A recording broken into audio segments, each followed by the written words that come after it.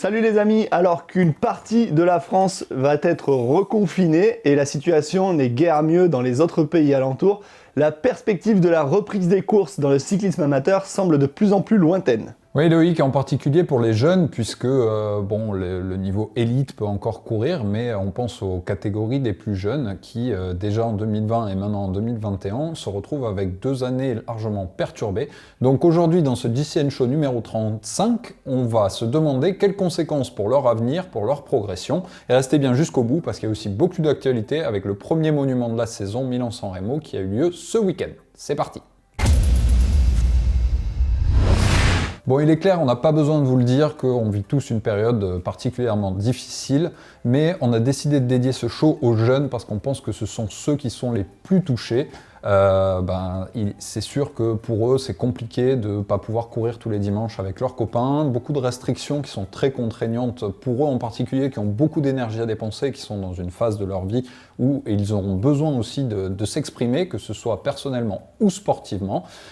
Et en plus de ça, les pauvres, l'actualité nous l'a démontré récemment, lorsqu'ils sortent à vélo, eh bien, parfois ils se font renverser.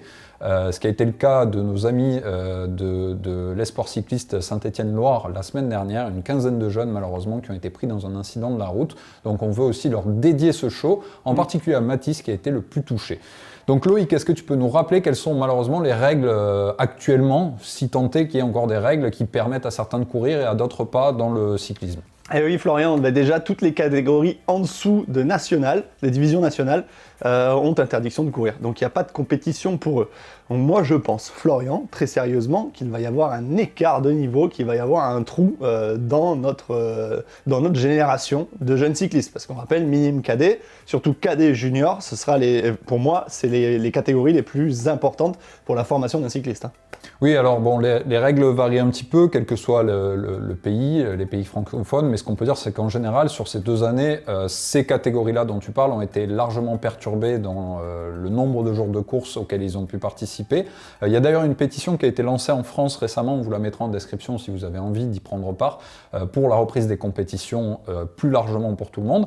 Alors, on va essayer, Loïc, de faire un peu le pour et le contre. Je pense en effet qu'il peut y avoir certaines perturbations pour cette génération, mais je pense aussi qu'il faut voir le côté positif et il y a plein de choses à aller chercher de positif dans cette situation. Moi je vais commencer par une chose, c'est que le vélo est parmi d'autres sports peut-être l'un des moins touchés parce que on a la chance de pouvoir continuer à s'entraîner en extérieur. C'est un sport qui est plutôt, on va dire, Covid compatible en extérieur et du coup les jeunes peuvent continuer à s'entraîner en respectant certaines règles. Toi, qu'est-ce que tu penses, qu'est-ce que tu as comme argument négatif du coup qui te fait dire que ça va être une génération sacrifiée? Moi je te dis oui c'est bien, ok ils peuvent s'entraîner dehors, machin, on est un sport qui peut continuer à être pratiqué, mais l'expérience, tu la mets où là-dedans? Parce qu'en fait c'est là où tu formes un coureur, l'expérience de course, les situations de course, comment, à quel moment je vais rouler, à quel moment je roule pas, je m'économise, je me place dans le peloton. Tout ça, tu vas l'oublier quoi. Et imagine, t'es un jeune cadet 1, au final, tes 2 saisons, tu vas les foirer, tu passes de minime à junior directement. L'expérience, elle est où là-dedans? Ça va être compliqué. Oui, je peux pas te contredire là-dessus, rien ne remplace l'expérience de course, c'est vrai, mais aujourd'hui, on peut pas faire autrement. Il faut penser que toute cette génération sera touchée d'une façon ou d'une autre. Et il faut aussi mettre en face de ça certains contre-exemples. Il y a des coureurs récemment qui ont commencé très tardivement le cyclisme. On pense par exemple à Remco Evenepoel, et ça n'empêche pas de briller, y compris chez les professionnels. Alors tu vas me dire, oui, mais il n'est pas connu pour être le plus adroit dans le peloton, et c'est d'ailleurs pour ça qu'il attaque souvent très loin de l'arrivée. C'est vrai. Mais bon, je pense que du coup, il faut peut-être se concentrer sur d'autres prérequis du cyclisme moderne pendant cette période, et essayer de progresser, continuer à progresser physiquement. Je pense notamment à des outils que nous, on n'avait pas à notre époque, comme Zwift, qui permettent, même si ça ne plaît pas à tout le monde, c'est quand même un outil en plus qui peut permettre de continuer à garder le côté ludique, continuer à courir entre copains le week-end, pourquoi pas, et faire des exercices, voilà. Ouais, mais ça remplacera pas les exercices en peloton, hein, ça je suis d'accord avec toi. C'est ça, tu vois, le dépassement de soi, t'es tout seul sur ton vélo, sur ton traîneur, devant un écran, quoi. Tu vas pas te tirer la bourre avec les copains, t'as pas le truc du vent, de la surface, de la route, de la bosse, tu vois. Donc la progression, moi je la vois très compliquée quand même. Après, Loïc, je reprends ce que j'ai dit en introduction, mais on a quand même cette chance, nous, dans le cyclisme, de pouvoir continuer à s'entraîner en extérieur aussi.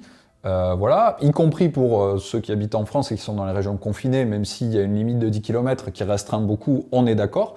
Mais rien ne vous empêche déjà, avec quelques copains et en évitant les gros groupes qui pourraient du coup faire sortir un peu des règles de distanciation sociale et tout ça, mais en tout cas, en petits groupes, on peut aller s'entraîner.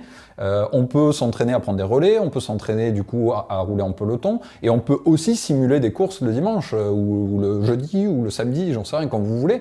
Mais voilà, tout en restant prudent, on le précise, parce que c'est vrai que l'actualité récente nous l'a démontré. N'oubliez pas que si vous simulez la course avec les copains, faites-le sur des petites routes, et en respectant le code de la route, parce que vous êtes sur route ouverte. Hein. Ouais, mais bon, tu l'as dit, on peut s'entraîner à ça, on peut s'entraîner, mais c'est s'entraîner, on le fait pas réellement. Il n'y a pas d'enjeu derrière. Et puis même, t'en fais quoi, toi, de tous les souvenirs que t'as créés quand t'étais jeune avec le fameux « Hey, t'as pas 4 épingles, hey, machin », tu vois, tout ça, bah, il n'y a pas. Ouais, c'est vrai. C'est vrai que ça, c'est la partie un petit peu triste et malheureusement, socialement, vous pourrez pas le rattraper. Tous les souvenirs qui vous manqueront de cette période-là, c'est certain qu'on peut pas y faire grand-chose. Mais moi, j'ai quand même envie de retenir du positif dans tout ça. Dites-vous une chose, et là je pense que toi Loïc tu vas pas me contredire, le vélo c'est quand même un sport qui est très difficile d'un point de vue des contraintes qu'il impose et d'un point de vue du coup de la charge mentale que ça demande. Et on a tous connu des jeunes, peut-être moi d'ailleurs en premier, qui étaient pros avant l'heure, qui étaient très impliqués en cadet, en junior, et qui du coup s'imposaient de très fortes charges mentales. Peut-être que c'est l'occasion aussi pour toute une génération de générer un peu de frustration et puis de ronger son frein, de penser à autre chose, de faire du vélo plaisir seulement et de pas trop penser à l'aspect compétition. Et peut-être aussi que ces jeunes-là, ils vont arriver plus tard chez les juniors ou peut-être directement chez les amateurs avec une certaine fraîcheur qui va leur permettre de faire les efforts nécessaires pour aller plus loin. Tu vois ? Ouais, peut-être. Peut-être que ça les aura déconnectés un peu du moule là où on s'enterre. On s'enterre à vouloir tout savoir, tout connaître, machin, et à se dégoûter, au final. À se dégoûter du sport, enfin de ce sport. Peut-être, Florian, mais je suis pas sûr. Tu vois, moi, je pense quand même que il n'y a pas mieux que les courses pour apprendre, il n'y a pas mieux que les courses pour évoluer, quoi. Je suis d'accord avec toi et de toute façon, il faut garder aussi à l'esprit que les courses elles vont finir par reprendre. On a vu d'ailleurs des initiatives et d'ailleurs moi je félicite les éducateurs qui ont amené certains jeunes du côté de Barcelone ce week-end. Alors évidemment c'était souvent des gens du sud qui étaient frontaliers qui ont pu se le permettre. Voilà, il y avait une course jeune ce week-end à Barcelone qui avait quand même un accent très fortement français. Donc voilà, bravo à ces éducateurs qui se battent pour les jeunes, pour leur permettre de vivre ces choses-là. Je veux pas rentrer dans le débat, est-ce que c'est bien, pas bien, qui a raison, qui a tort, mais c'est vrai que nous, d'un point de vue cycliste, on a envie de voir ce sport vivre, voilà, tout en pensant que c'est des jeunes et qu'il faut qu'ils s'aèrent, etc. Donc il y a des solutions. Je pense que aussi en France et dans les pays qui sont concernés par les restrictions d'organisation, ça va se débloquer avec l'été. Donc il faut encore ronger son frein un petit peu. Mais je pense que justement ce qu'on disait, c'est prenez le temps de vous concentrer sur d'autres fondamentaux du vélo. Déjà le plaisir avec les copains. Ça ne vous empêche pas de continuer à progresser physiquement, puisque vous pouvez sortir et vous entraîner. Et voilà, et puis quand vous allez reprendre la compétition, justement, soyez peut-être plus attentif à tout ce dont a parlé Loïc, c'est-à-dire l'expérience à acquérir lorsque vous êtes en course, savoir se placer dans le peloton, savoir à quel moment attaquer, sentir la course. Voilà, ça c'est des choses qu'en effet, vous ne pouvez pas apprendre ailleurs. Donc soyez peut-être plus attentif lorsque vous allez reprendre. Et moi, j'ai envie de finir sur un truc, sur mes arguments à moi, Loïc, c'est que notre génération, elle n'avait pas la chance d'avoir un formidable outil qu'on a nous et qu'on utilise, c'est YouTube. Parce que, avec notre humble expérience, on essaie quand même de partager des choses qu'on a vécues, notamment quand on avait vos âges. Et nous, on avait, quelques éducateurs qui pouvaient nous la transmettre, mais on n'avait pas ce formidable réseau sur lequel il y a énormément de choses qui peuvent être partagées. Et je pense que vous êtes de base très en avance sur notre génération. Donc, ne soyez pas trop pessimiste. Ah mais carrément, déjà, avec tout ça, les réseaux sociaux, YouTube, enfin toutes ces sources d'informations, t'es cadet, tu peux être professionnel, hein, tu peux déjà t'entraîner comme un pro, hein, tu peux tout faire pareil. Donc ouais, à la limite, au moins tu grippes. Enfin, les étapes, elles sont... Pour moi, c'est aussi une des explications de la réussite des jeunes aujourd'hui dans le peloton professionnel, c'est qu'ils ont un accès à l'information qui est facilité, du coup ils sont certes professionnels avant l'heure d'une certaine façon. Il faut faire attention à ne pas aller trop dans l'excès non plus. Mais tu vois, je pense à certaines vidéos qu'on a pu faire, celle sur ta diète typique durant la semaine. Alors, c'est pas à dupliquer auprès de tout le monde, notamment auprès des plus jeunes, c'est pas forcément adapté. Mais je veux dire, un élite qui débarque et qui n'a pas forcément de notion de diététique et qui n'a pas les moyens d'être accompagné, il peut y trouver plein d'informations hyper intéressantes. Moi, personnellement, j'aurais aimé, tu vois, avoir ce genre de retour. Donc je pense que vous avez plein de raisons d'être optimiste. Voilà, il faut se battre pour ce sport, pour qu'il ait lieu aussi en compétition, parce que c'est important. Mais voilà, il faut pas être trop négatif. Mieux vaut voir le verre à moitié plein, non, Loïc? Ah bah ouais, c'est sûr. Au moins, voilà, mieux vaut le voir à moitié plein qu'à moitié vide. C'est sûr, Florian. Et d'ailleurs, tu voulais des conseils diététiques, si tu veux, je peux quand même t'en donner. Il n'y a pas de souci. Je suis toujours preneur, mais bon, ceux de l'époque, hein, pas ceux d'aujourd'hui. Ouais, ceux de l'époque, on est d'accord. Bah, ceux d'aujourd'hui, tu les connais déjà très bien, ça sert à rien. J'ai pas besoin de t'expliquer. Ouais, c'est sûr. En tout cas, dites-nous en commentaire sur l'application de JCN ou même ici, directement sur YouTube, ce que vous pensez de la situation sanitaire et est-ce que selon vous, ça va faire des générations d'attardés ou pas. Voilà, positif, négatif, dites-nous. D'attarder, c'est peut-être un peu fort comme mot, mais oui, est-ce que ça va retarder la progression de nos jeunes? En effet, dites-nous tout en commentaire et puis dites-nous aussi, par exemple, si vous voulez que dans cette situation, si vous êtes un de ces jeunes et que vous voulez qu'on partage un peu notre expérience, certains conseils en particulier liés plus à la compétition, comme toujours, on le fera avec plaisir. Bah oui, toujours. On continue avec l'actualité, Loïc? Allez, on passe à l'actu. Alors on commence l'actualité cette semaine avec une petite prise de bec entre deux top équipes du World Tour, une rivalité qui existait déjà hein, mais qui continue à être alimentée. Je veux parler de la Deceuninck Quick-Step et de la Bora-Hansgrohe, puisque Patrick Lefevere a déclaré dans les médias que son homologue Ralph Denk avait tenté de lui shipper durant l'hiver deux de ses prodiges, à savoir Remco Evenepoel et Davide Ballerini. Voilà, ce à quoi a répondu le manager de la Bora-Hansgrohe en disant que Lefevere avait voulu négocier parce qu'il n'était pas sûr d'avoir les moyens de les conserver et finalement il a fini par trouver les sponsors nécessaires donc voilà, petite guéguerre entre le Wolfpack et Band of Brothers. Déjà il y a quelques petites similitudes dans leur approche sportive et de communication. Je pense qu'on n'a pas fini de voir cette guerre sur le pavé, hein Lolo? Affaire à suivre. C'était la minute closer du Potoflo. Voilà. C'est Radio Peloton, bonjour. Ouais, mais moi, je vais vous parler un peu de matos parce qu'il n'y a pas que les compétitions dans la vie et il n'y a pas que les contrats. On a Selle Italia qui nous a sorti un nouveau modèle de selle, la X Green Superflow. C'est la première selle de vélo entièrement faite à base de matériaux recyclés. Donc j'ai envie de dire, il était temps en fait, parce que c'est vrai que plastique, carbone, machin, on peut tout recycler. Et aujourd'hui, je pense qu'ils ont eu la merveilleuse idée de sortir cette stèle. Ensuite, en belle matos, initiative, hein. Bah ouais, mais très belle initiative. Moi, grave raccord. Et ensuite, on a les nouveaux Pirelli P0, les pneus inspirés directement de la MotoGP. Donc, ça te parle, ça?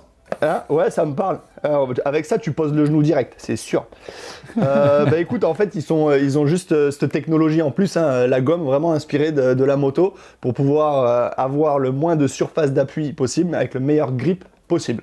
Donc voilà, c'est l'évolution version racing, en fait, c'est pour les courses. Bon, dédié à la course, on est d'accord, hein, Loïc. Hein, oui, voilà, c'est ça. Ça a l'air à la pointe, mais bon, à éviter pour l'entraînement, parce que vous allez les user vite pour rien, mais en tout cas, on va les tester pour vous et on va voir ce que ça donne. Exactement, Florian, on va aller les tester pour vous et on va tenter de poser le genou, nous aussi, dans tous les virages. Ouais, je suis sûr qu'on va y arriver avec un petit effort. Du coup, j'enchaîne Loïc avec notre amie Christine Magérus qui va représenter désormais les coureurs dans la commission sécurité de l'UCI. Tu sais, cette fameuse commission désormais qui d'ailleurs comprend Trentin et Gilbert pour les hommes. Donc il y aura enfin une représentante féminine. Donc c'est une bonne chose puisque il faut aussi avoir la voix des femmes hein, dans la sécurité, ça concerne tout le monde. Et d'ailleurs, tu sais, ça m'amène au résultat parce que Cricri Magérus, elle a renoué avec le succès ce week-end. Et oui, du côté de la Belgique, ce week-end, il y avait le Omloop Van de Westhoek, qui est un mémorial belge qui du coup a vu la victoire de Cricri Magérus qui arrive en duo avec sa coéquipière Amy Peters. Donc voilà, elles se sont arrangées, on va dire, pour la gagne. Et elle colle quand même 2 minutes 28 à la troisième. Hein. Donc beau numéro des filles de la SD Works et plutôt prometteur en vue de Paris-Roubaix. Là encore, on croise les doigts hein, pour pas qu'ils nous refassent le coup comme l'année dernière d'annuler au dernier moment, parce que ça sent pas très bon, mais on y croit. Du coup, Loïc, je continue avec les femmes, comme ça je te laisserai passer au monument du week-end. Puisqu'on avait aussi le Trofeo Alfredo Binda ce week-end, qui est un peu la Primavera féminine, puisque c'est une classique italienne qui compte pour le World Tour féminin, et qui a vu la victoire de la locale, la championne nationale italienne, Elisa Longo-Borghini, qui à l'issue d'un effort solitaire majestueux, l'emporte 8 ans après avoir déjà remporté ce même Trofeo. C'est pas mal, hein. 8 ans après, c'est rare hein, de regagner la même course. Ben grave, c'est ce que je me disais, j'ai dit putain, attends, 8 ans après, ouais, c'est même pas la carrière que j'ai faite chez les pros en fait. Donc ouais, c'est beau. C'est sûr. C'est sûr. Alors parle-nous des hommes un peu, Loïc, parce que là aussi il y a eu du beau monde. Ah bah il y avait du beau monde et retour, voilà, la première grande classique Milan-San Remo. Et on a eu une victoire plutôt inattendue, j'ai envie de dire, parce qu'en fait on s'attendait au trio gagnant, hein, le fameux Van Der Poel, machin, truc, Alaphilippe, tout ça, enfin toutes les grosses machines, tu le sais. Eh ben non, bon, c'est Jasper Stuyvens qui l'a emporté. T'en as cité 2, donc autant citer les 3. Ouais, et Van Aert si tu veux. Voilà. Il y a Van Aert aussi, le trio voilà. Et ben non, c'est Jasper Stuyvens qui l'a remporté, le Belge, en devançant tout le monde. Il a anticipé le sprint et voilà, il a claqué, tu le sais, ce genre de sprint. Et il nous a fait une Cancellara, tu sais, il est sorti au pied du Poggio, enfin de la descente du Poggio, en solitaire, il a résisté à tout le monde, ouais, beau numéro. Bon, il a quand même bien profité du fait que ça se regarde derrière, mais respect. Bah c'est peut-être Trek qui fait ça, hein, le maillot Trek, bam bam, t'as envie d'anticiper des sprints et voilà, c'est tout. Hein. Ouais. Mais faut dire quand même qu'il y avait un Caleb Ewan qui a été fantastique, hein, dans le Poggio, moi je m'attendais pas à le voir là, le mec il était là enfin après voilà, bon, il y a eu anticipation, mais Caleb Ewan, respect. Et notre premier français noter quand aussi, même. Peter Sagan hein, qui revient bien, hein, 4ème. Hein. Ouais, je sais pas, t'as envie de noter, vas-y note. Bah ça y est, j'ai noté, je te dis, à noter. Peter Sagan, 4ème, qui revient bien, on l'attendait pas là, parce qu'on a quand même beaucoup commenté le fait qu'il n'était pas à son niveau en ce début de saison. Déjà l'année dernière, beaucoup ont dit, est-ce que c'est la fin de Peter Sagan pour être 4ème à San Remo, il faut quand même avoir de bonnes cannes, hein, je pense, quand tu vois comment ça s'est passé. Donc bravo à Peter. Ouais, mais moi j'ai envie de faire quand même une mention spéciale à Anthony Turgis, premier français. Et tu fais bien. 10ème. Tu fais bien. Voilà, respect sur ce monument quand même, c'est une place vraiment très belle. Oui, d'autant qu'il a participé à la course, hein, il a failli partir dans la roue de Stuyven quand il attaque et il a hésité, bon peut-être qu'il aurait dû, mais en tout cas il n'a pas attendu dans les roues le sprint au dernier moment. Donc, bah c'est ça, donc voilà, un vrai coursier. Et dommage, voilà, notre Christophe Laporte qui l'a remporté, j'ai perdu 2000 € dans mes paris, mais c'est pas grave. Ouais, je vois qu'on parie pas les mêmes sommes, mais ouais. Bon, Christophe, il arrive juste derrière dans le deuxième groupe, pas très loin, mais bon, ça s'est joué quand même au placement, je pense, dans le Poggio. Ouais, exactement. Problème de placement.